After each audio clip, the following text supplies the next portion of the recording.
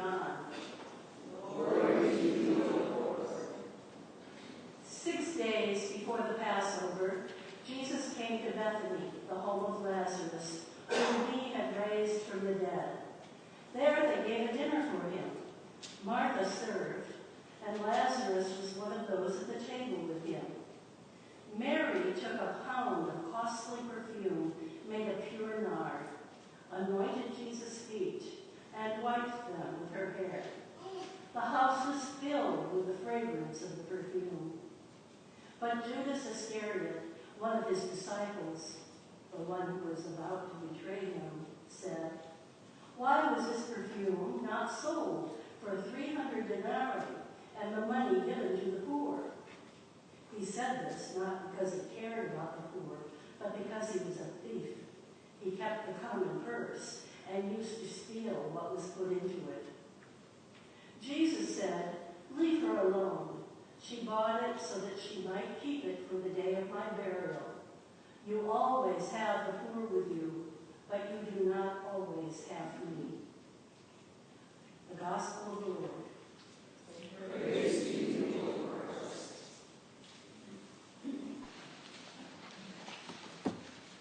You've heard the story I just read to you from John's Gospel.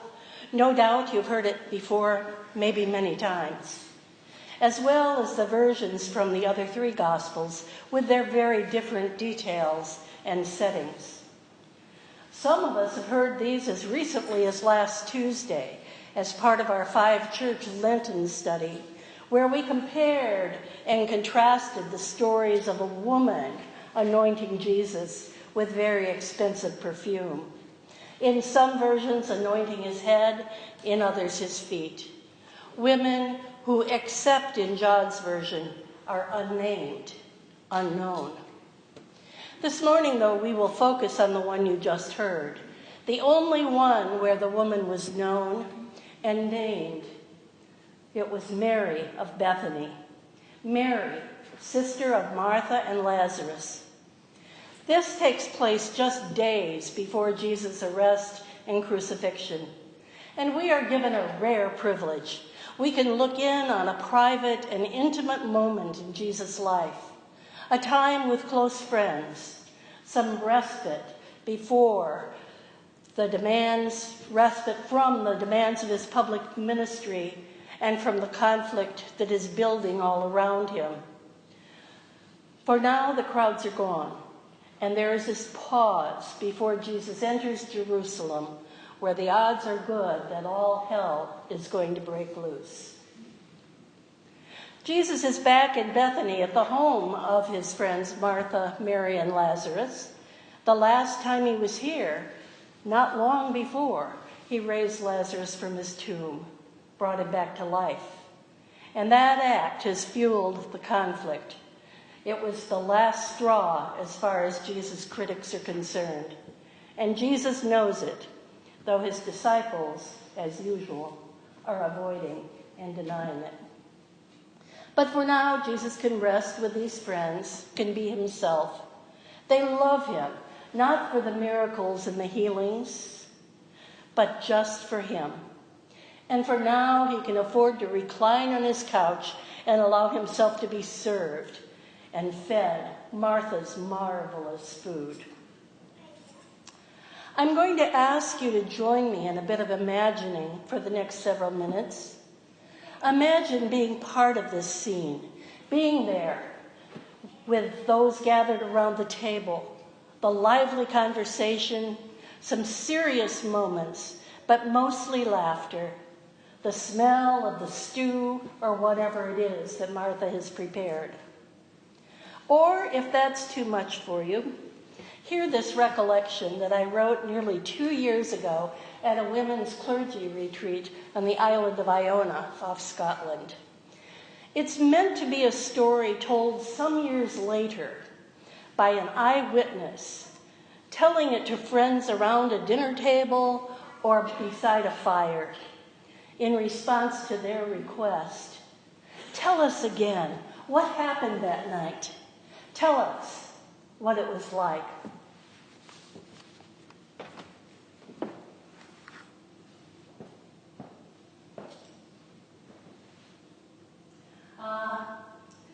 a hard time for Jesus, I suppose. Even before Lazarus became ill and died, and Jesus revived him, those religious officials had stirred themselves up, looking for ways to get him out of the way.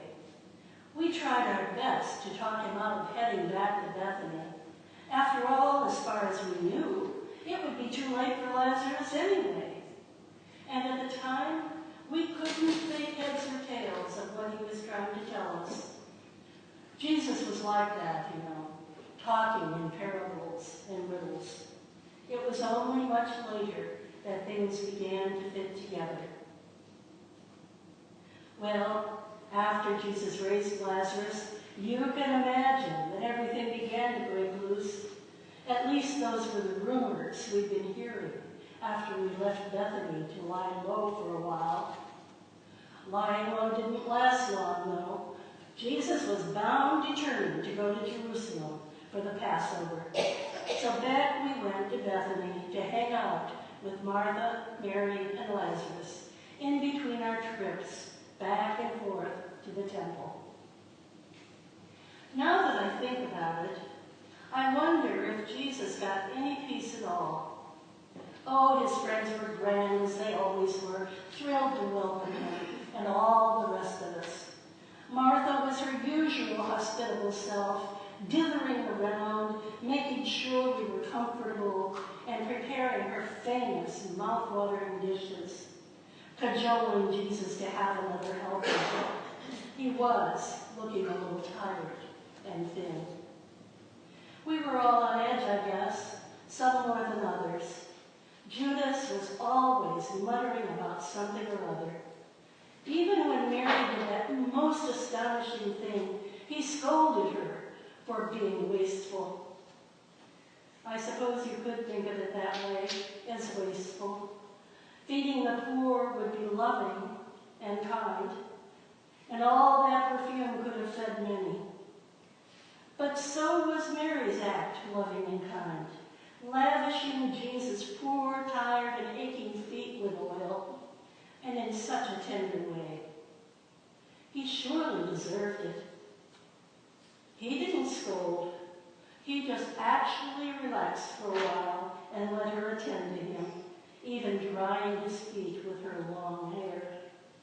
Oh, I shall never forget that fragrance that filled the entire house.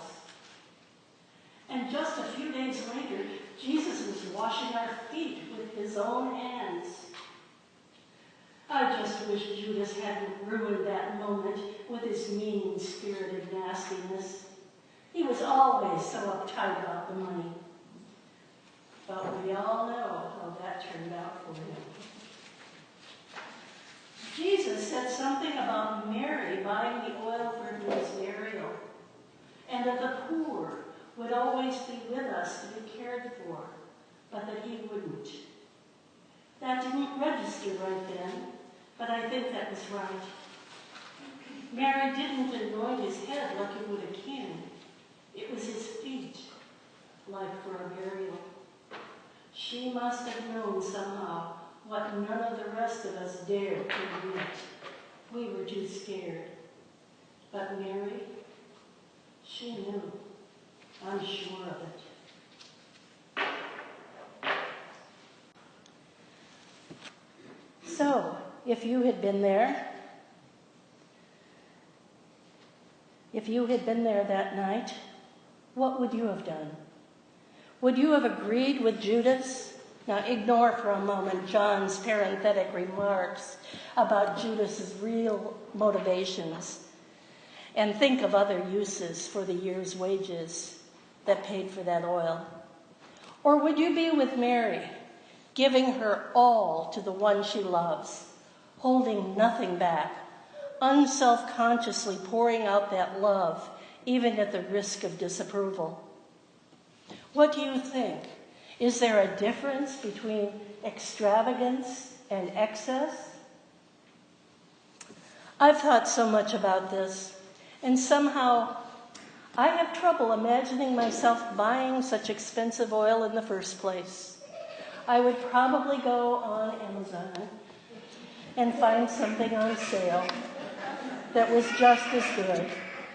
Whatever it was that I bought, I expect I would have poured out just a few drops or maybe a palmful, but not the whole bottle. Save some for later. And yet, Mary's love is like God's grace, abundant as the love that our God pours out on each one of us. Can we learn from her? Can we receive the invitation to us to serve God and one another with abandon? Perhaps that is what it means to love God and to love neighbor. Amen. Now, when you come forward for communion, if you would like, you might have some oil. Dip your thumb in it and anoint yourself on your hand or on your forehead. This is not a year's supply, a year's wages in this bottle, but it is blessed by the bishop, and it does smell quite fine.